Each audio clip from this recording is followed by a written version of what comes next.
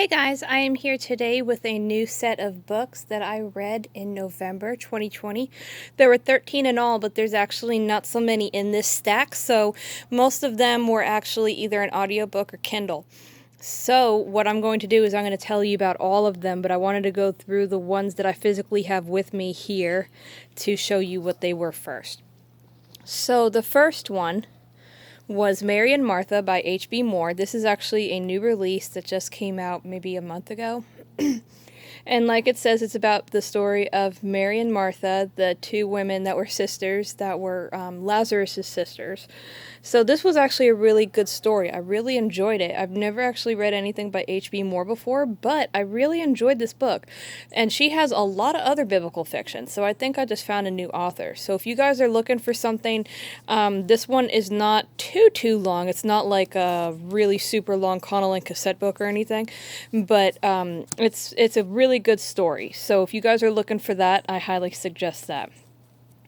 Another one that was brand new that just came out is called I Was Called Barabbas by M.D. House.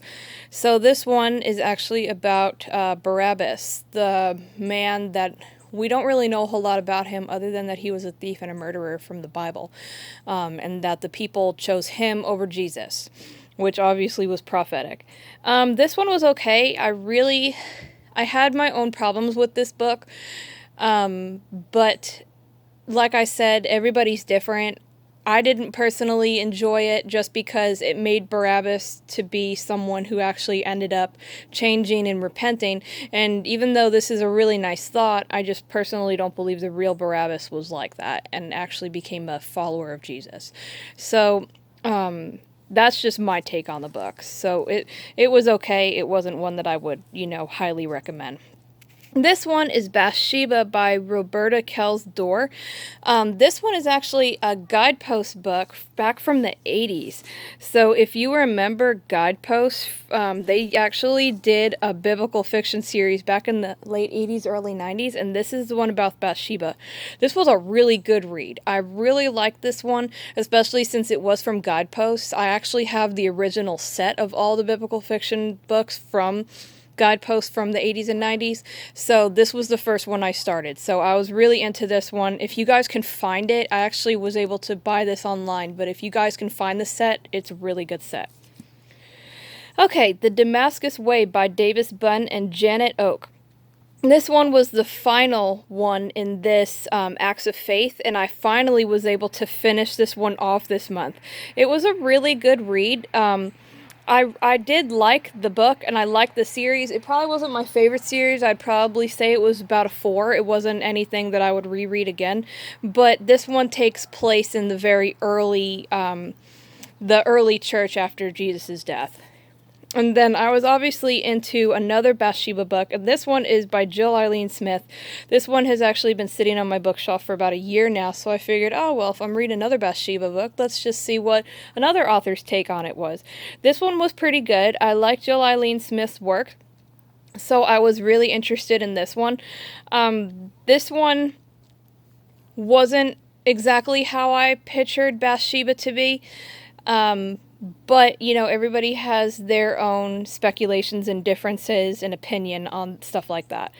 So it was pretty good. I gave it a 4-star on Goodreads, I believe. So now on to the books that I actually read on my Kindle or were audiobooks. So I'll just go ahead and focus in on this. Tales of the East by Faith Blum. That is actually a new one. She basically intertwines fairy tales with biblical stories. So, she intertwined the Tower of Babel and Rapunzel. What if Rapunzel was locked in the Tower of Babel? So, stuff like that. It was a really cute series, very short. I was able to read all of it in one night. So, that was pretty cute. I would give it about a 4-star.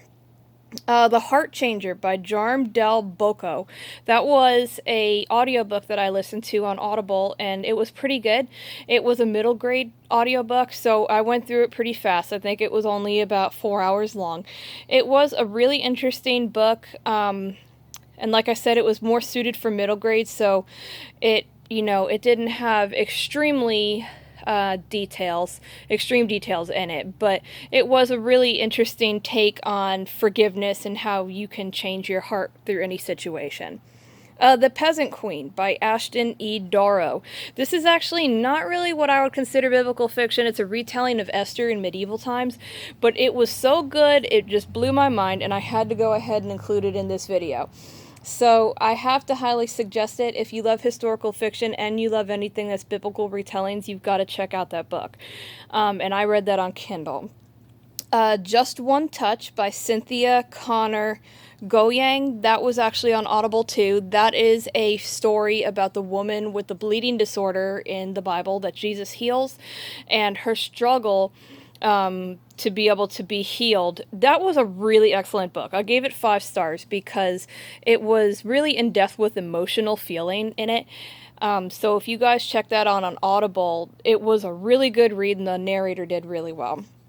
The next one was Wings of the Wind by Conolyn Cassette. That one I actually got from the library, finally, after about a month of waiting for it to come in, because our library's still not open yet with all this COVID, so basically you have to get curbside, so it takes forever for anything to come in.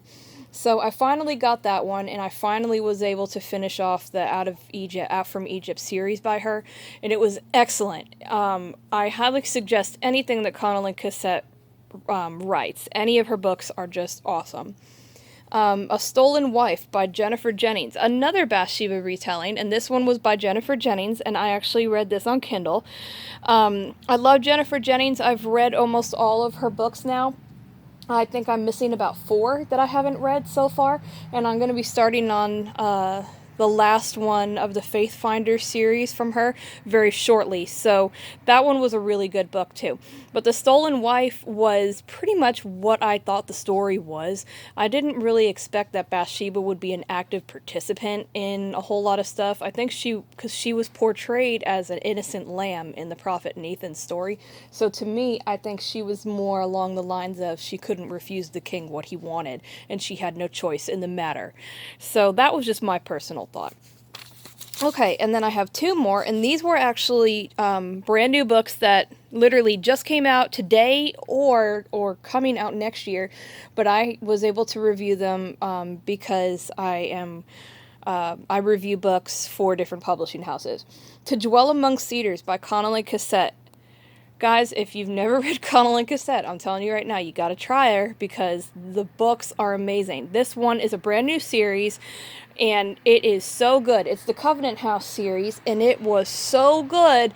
The only thing I'm sad about is that I can't read the following sequel until later next year.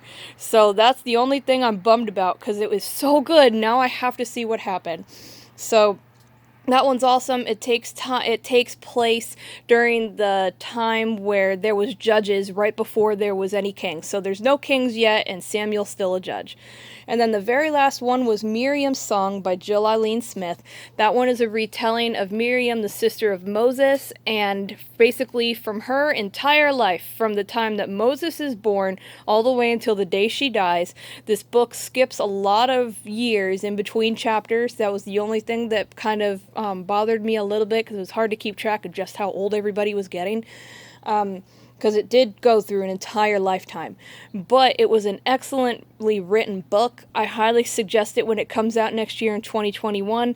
So I hope you guys enjoyed this video. Again, I had read 13 books, or listened to, or used Kindle for them in the month of November. So if you guys check these books out, I hope you enjoy them.